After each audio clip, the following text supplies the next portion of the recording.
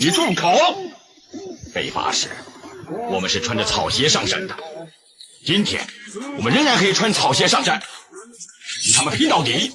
广西人是从来不投降的，要当就当真皇帝，莫做假皇帝。莫做悬在半空中的皇帝。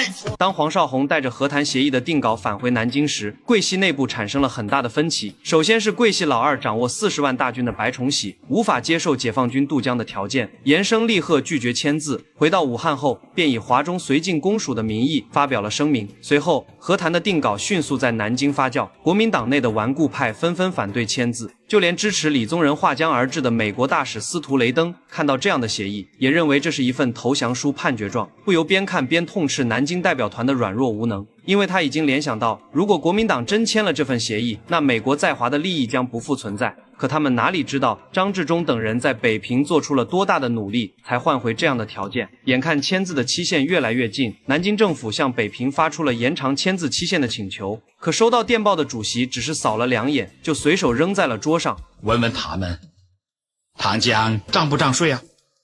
不涨税呢，可以延长。与此同时，身在西口的老蒋也收到了白崇禧拒绝签字的声明。他没想到逼自己下野的小诸葛竟然跟自己是一条船上的人，不由让他露出了久违的笑容。和谈的他桂系都打起来了，发电报嘉奖，并且再拨3万两黄金作为军饷。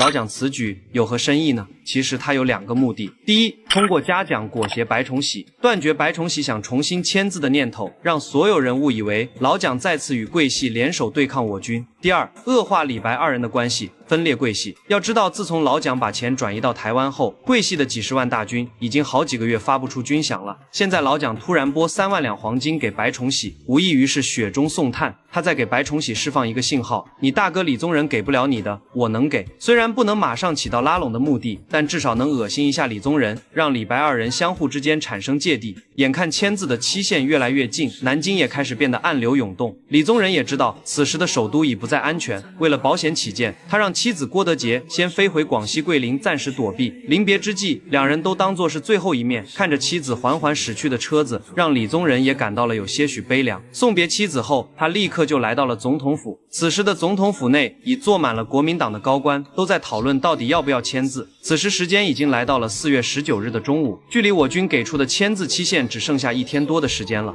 在会上，黄绍竑率先站起来表示，基于双方协商的8项原则为基础，南京和谈代表团的全体成员认为，如今这个协议的定稿是可以签字的。可受到老蒋控制的中常会却立马站起来反对，他认为中常会是国民党的最高权力机关，从未接受过8项原则，所以不承认这个协议。如果不承认中共所提出的8条，那么我们何必又去和谈呢？正当众人吵得不可开交之际，北平方面回了电报，严厉拒绝了南京政府想要延长签字期限的请求。这个及时的消息瞬间在会议室炸开了锅，让国民党众高官焦躁不安。就在此时，坐在角落的于右任终于站起来发言了。他愤慨地抨击党内某些掌权者的无能腐败，竟然在短短3年时间就将大好的江山搞得一败涂地，从一个革命的政党变成了一个革命的对象，更是指出国民党如此不争气的原因。在座的众人都有责任，某些曾经带过兵的将领听到他的痛斥，都纷纷惭愧地低下了头。难道我们大家都真的是酒囊饭袋吗？有些个将领就是要杀，不杀不足以谢国人呐。